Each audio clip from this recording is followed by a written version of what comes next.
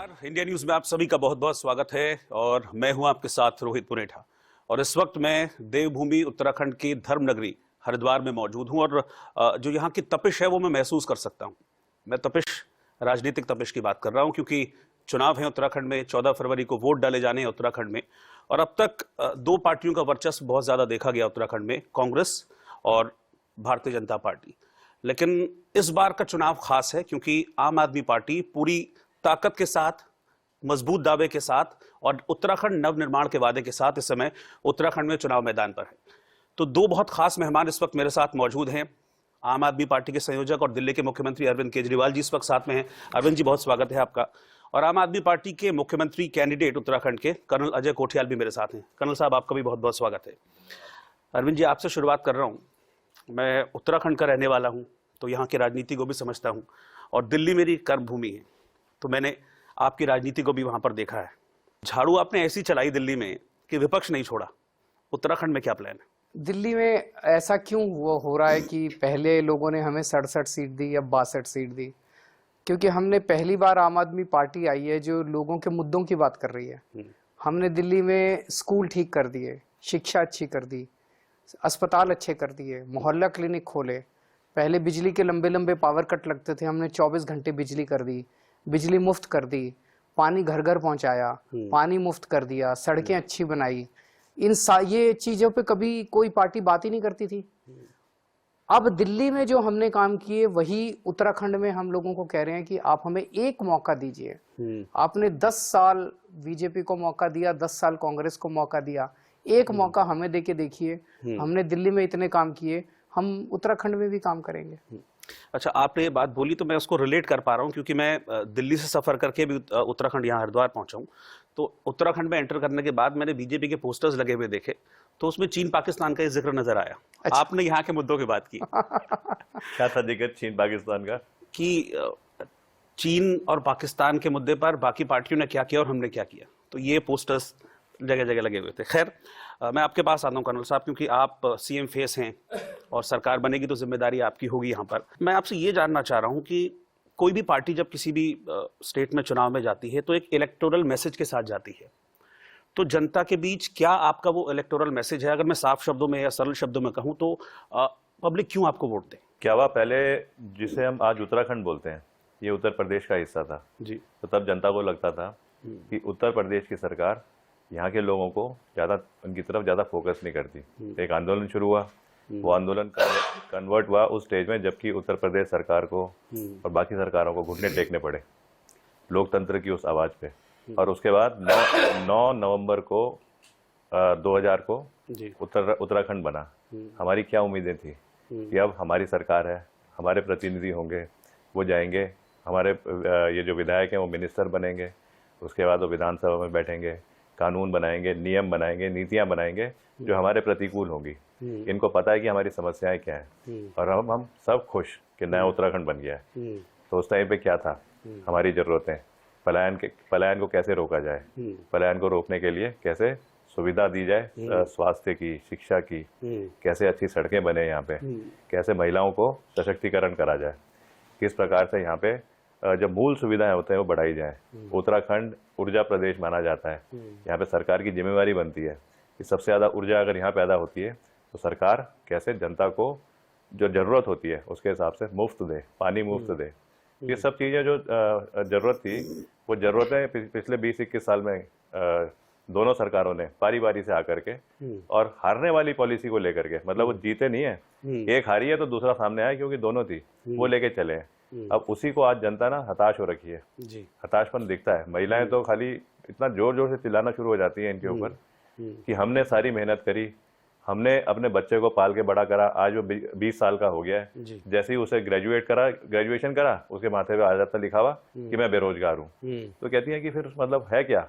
फिर वो देखती हैं अजय कोठियाल को, वो देखती हैं आम आदमी पार्टी को, वो देखती हैं अरविंद केजरीवाल जी को कि किस प्रकार से वो सारे मुद्दे जो उत्तराखंड जब अलग हुआ यूपी से, वो जो जरूरतें थी दिल्ली में साबित हो रखे हैं, उस तरीके के मुद्दे जो हमने बगैर सरकार के में रहे यहाँ पे उत्तराखंड में करके दिखाए।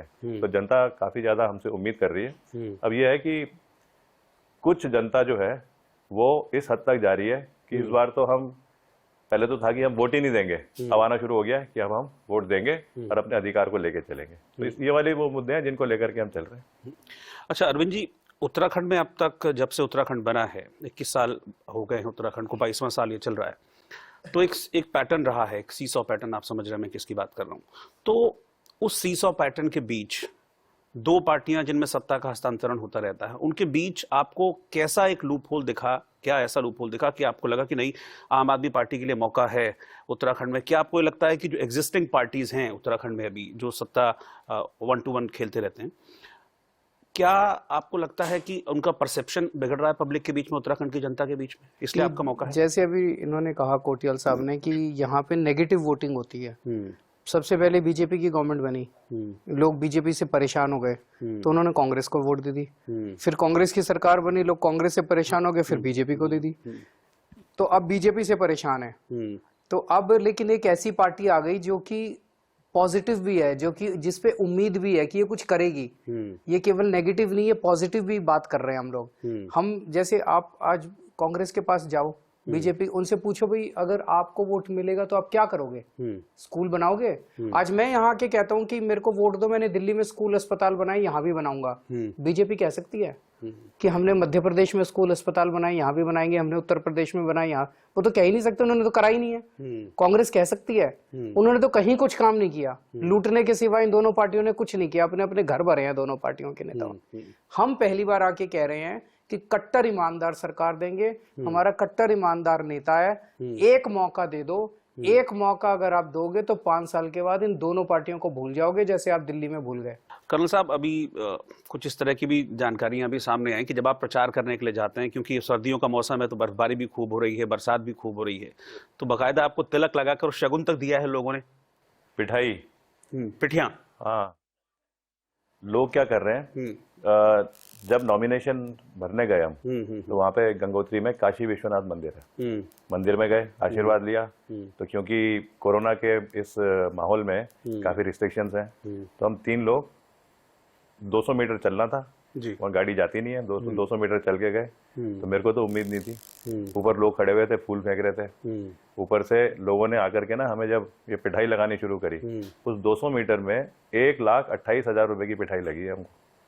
तो ये तो एक वो वाली फीलिंग है कि जैसे बोलते हैं ना, हमें लग रहा था एक पुष्प की अभिलाषा कि युद्ध में जा रहे हैं और वो सब उसको आगे फेंक रहे हैं। लेकिन उसको देख करके जो बाकी कांग्रेस और बीजेपी के जो सरकारें हैं, उन्होंने हल्ला करना शुरू कर दिया कि कर्नल कोठियाल तो उसी दिन से शुरू हुआ, कर्नल कोठियाल तो गंगोत्री का है ही नहीं रहने वाला, ये तो टीरी गढ़वाल का रहने वाला है। और जनता ने इतना बुरी तरह से हंसना शुरू करा ना उनके ऊपर। कहते हैं एक आदमी है जो कर्म कर रहा है, रहता ही उत्तरकाशी में है, इसने यहाँ से यूथ फाउंडेशन संस्था खोली, इसने यहाँ से इतने सारे लड़कों को लेकर के केदारनाथ का पुनर्निर्माण किया। आज हम इसे भोले का फौजी बोलते हैं, तो ये तो हमारे उत्तरकाशी का है। और तुम लोगों, तुम अभी तक अटके हुए हो एक ही चीज में कि कोई बाहर का होगा, कोई अंदर का होगा, आगे तुम कुछ कर नहीं पा रहे। उसी कांग्रेस ने अभी आपने देखा होगा अपना मैनिफेस्टो वो करा, जो स्कीम्स अरविंद केजरीवाल जी ने आकर के यहाँ पे शुरू करी, और जब जनता को हमने समझाया और जब रजिस्ट्रेशन आना शुरू हुआ पॉजिटिव, तो इनको ना खबर आनी शुरू हो गई कि जनता तो वाकई में चाहती है इन चीजों को। तो आप देखो इनका जो मैनिफेस्टो है, डिट्टो हमारी भाषा को इन्होंने कन्वर्ट करने की कोशिश करा है। अभी आप कह रहे थे वहां पे कहीं आपने देखा क्या पाकिस्तान और China, destroy China, made in China, ये सब चीजें है ना, ये मेड इन चाइना वाला मैनिफेस्टो लेकर के आ रखे हैं। यहाँ एक ओरिजिनल आदमी आ रखा है जो कि बोलता है make in India, make in Uttarakhand वाला लेकर के चलेंगे। तो ना सब जगह खलबली तो मच रखी है। अब उस खलबली का 10-11 मार्च को सबके सामने आएगा। जी अच्छा अरविंद जी, अभी उत्तराखंड में जब आप लगातार दौरे कर रहे हैं, कई सारी घोषणाएं भी आपने की हैं, बिजली फ्री की भी आपने घोषणा की है कि 300+ यूनिट जो बिजली है, 300 यूनिट बिजली उत्तराखंड में सरकार बनती है आम आदमी पार्टी की तो आप फ्री देंगे। लेकिन अब इस पर एक विपक्ष का ये वार है कि दिल्ली में जहां आपकी सरकार है इतने सालों से, वहां से तो आप 200 यूनिट दे रहे हैं और यहाँ 300 का वादा कर रहे हैं, तो वो कह रहे हैं चुनावी जुमला है। नहीं, वहाँ पे थोड़ा सा वो मॉडल अलग है। वहाँ हम 200 फ्री देते हैं और 201 से 400 के बीच में आधा देते हैं। यहाँ पे फ्लैट 300 फ्री है, वो बात ही बराबर है, मतलब बजट का के ऊपर इम्प्लीकेशन बराबर ही है। लेकिन ये कहते हैं कि पैसा कहाँ से आएगा, तो उत्तराखंड का 55,000 करोड़ का बजट है। अगर कोई भी प्रोजेक्ट होता है तो उसमें कितनी करप्शन होती होगी? कोई कहता है 50% होती है, कोई कहता है 60%। हम कह रहे हैं आपने 20। और भी घोषणाएं की हैं हाँ, कुछ हमने कहा 18 प्लस महिलाओं को हम 1000 रोजगार प्लस। देंगे, अगर रोजगार नहीं मिलेगा तो बेरोजगारी अनएम्प्लॉयमेंट भत्ता। अलाउंस देंगे 5,000 रुपए महीना। 1 हर लाख महिला को नौकरियां। 1,000 रुपए महीना देंगे, फ्री बिजली देंगे, तीर्थ यात्रा कराएंगे सबको। ये सारा मिला मिलू के 3 से 4 हजार करोड़ रुपए का खर्चा बनता है। और ये जो 55,000 करोड़ का बजट है, अगर आप 20% करप्शन भी मान लो तो 11,000 करोड़ रुपए तो सीधे सीधे भ्रष्टाचार खत्म करने से बच जाते हैं। और नए नए रिसोर्सेज ऑफ रेवेन्यू तो बहुत सारे निकल सकते हैं। तो सारा हमने कैलकुलेशन की हुई है, कोई हवा में हमने तीर नहीं मारे। दिल्ली में करके दिखाया, यहाँ भी करके दिखाएंगे। अच्छा कर्नल साहब, गंगोत्री सीट चुनने के पीछे कोई खास वजह? क्योंकि एक मिथक भी जुड़ा हुआ है गंगोत्री सीट के साथ। कहते हैं कि जो गंगोत्री जीतता है वो स्टेट जीत जाता है। ये अनडिवाइडेड यूपी के टाइम से ये चला आ रहा है एक मिथक। तो कोई खास वजह है गंगोत्री सीट चुनने के पीछे?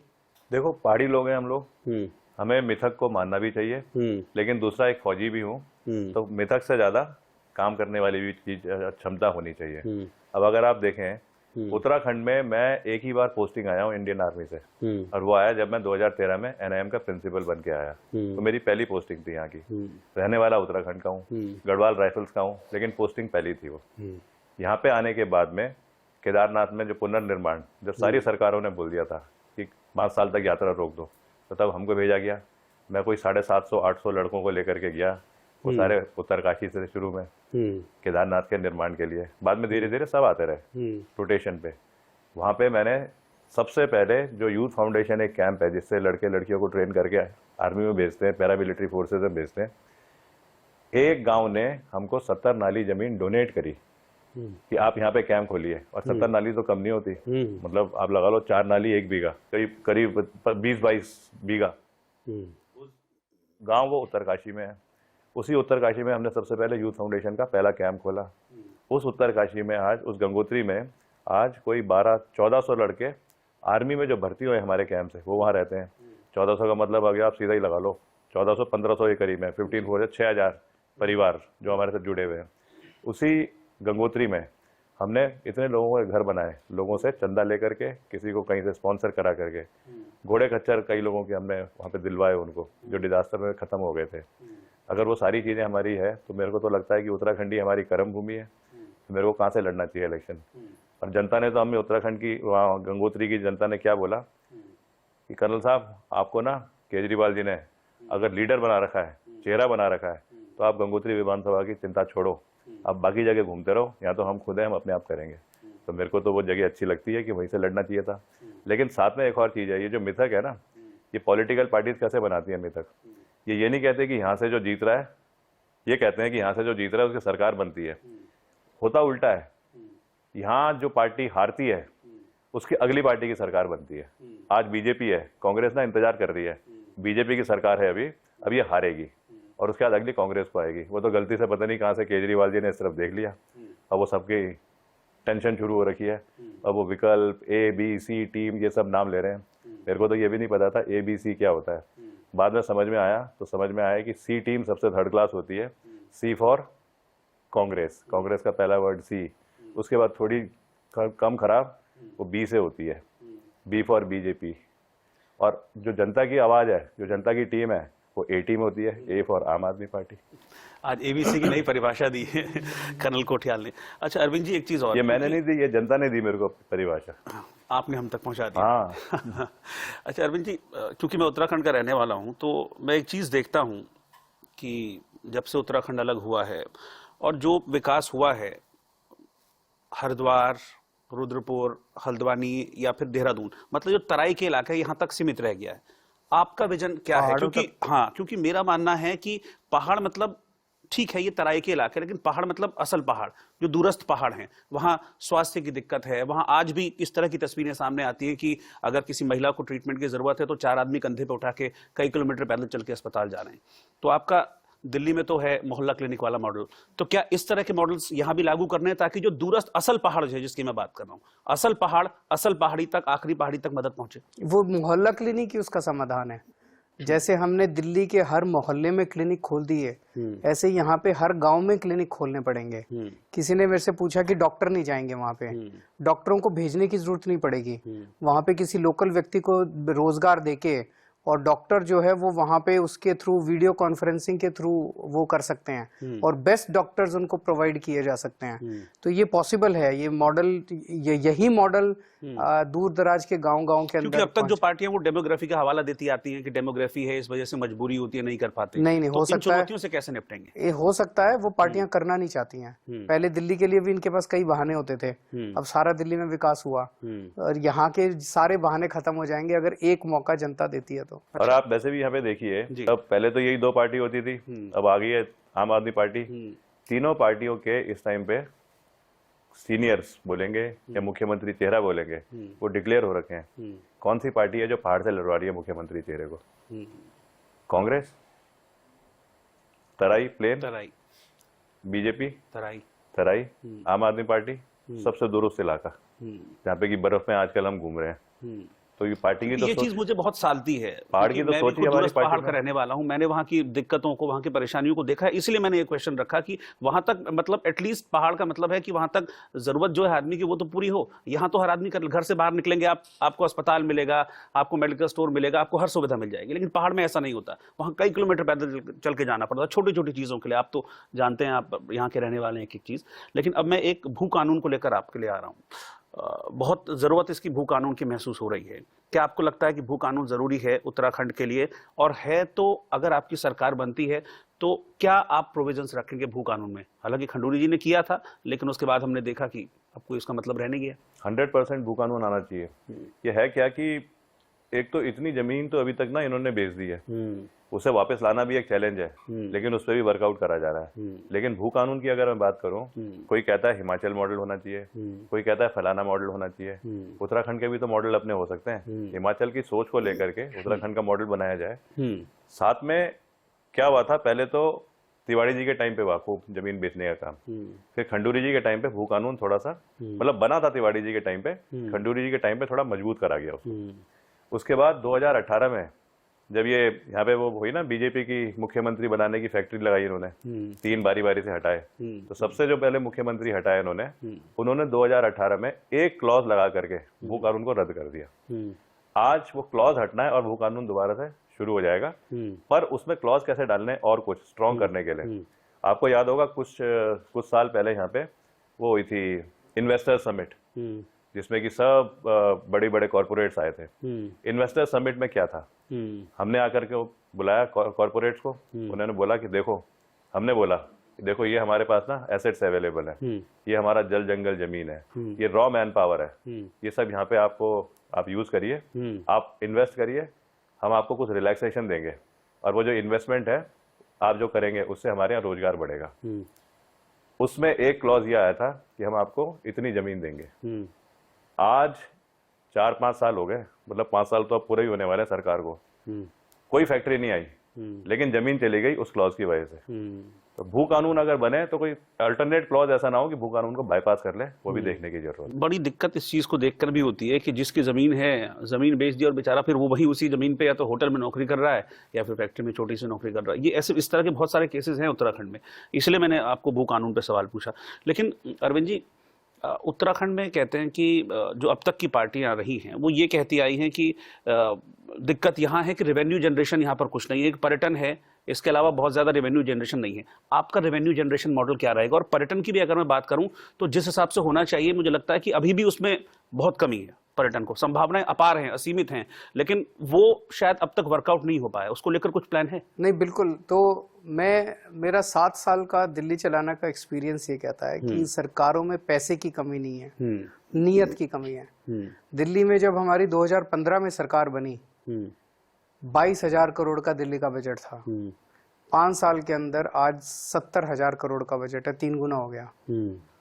तो ये उत्तराखंड का 3 गुना भी ना कहो, लेकिन अगर हमें मौका मिलता है तो 5 साल के अंदर कम से कम इसको डबल कर देंगे। 55,000 करोड़ का आज बजट है, ये 1 लाख करोड़ क्रॉस कर जाएगा।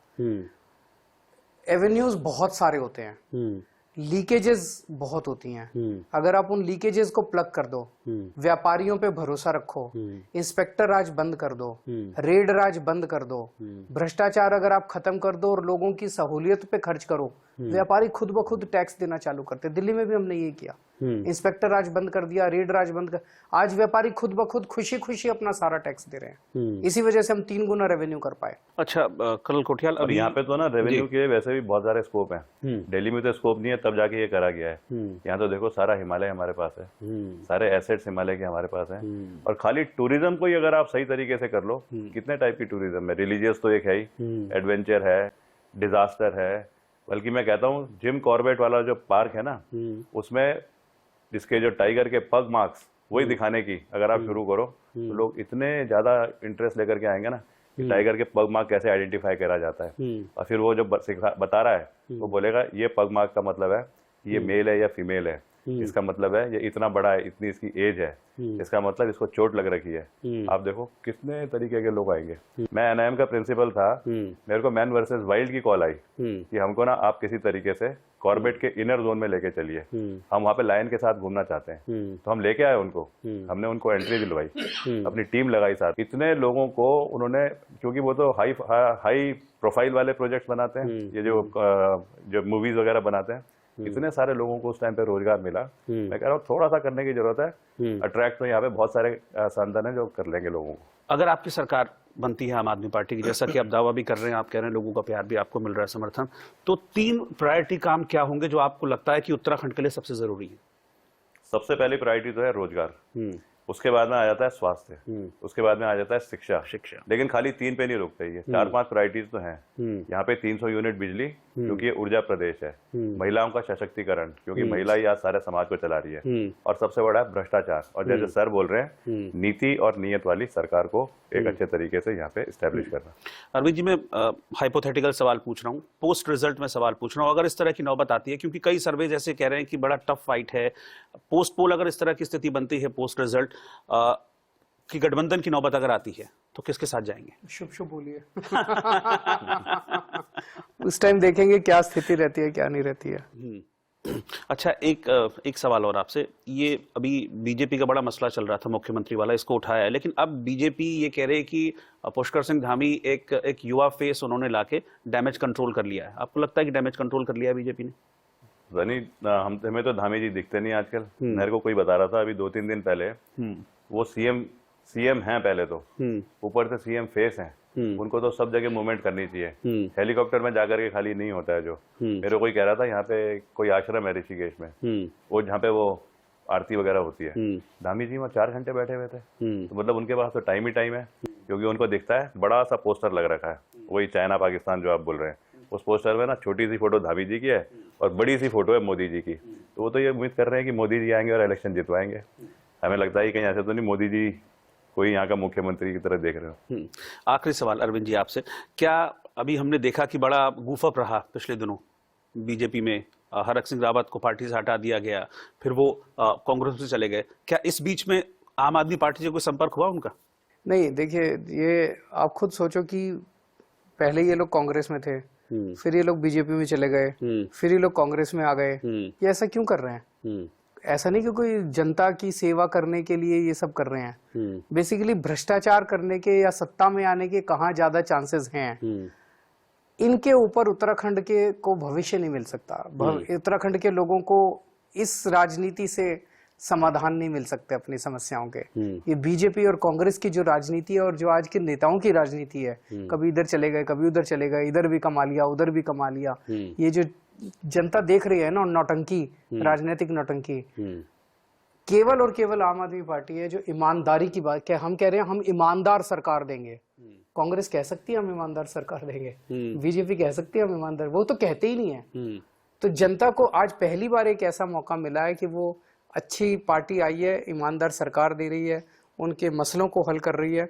मैं जनता से यही अपील करना चाहूंगा कि एक मौका देके देखिए। आपने 10 साल बीजेपी को दिए, 10 साल कांग्रेस को दिए, एक मौका देके देखिए। अगर हमें आपको पसंद ना आए, अगली बार हटा देना, लेकिन मैं आपको भरोसा दिलाता हूं कि 5 साल के अंदर हम इतना काम कर देंगे, आप इन दोनों पार्टियों को भूल जाएंगे। अरविंद जी, आपने समय निकाला, कर्नल कोठियाल आप हमारे साथ जुड़े, बहुत बहुत शुभकामनाएं आपको future endeavours. Thank you Arvind ji, नमस्कार।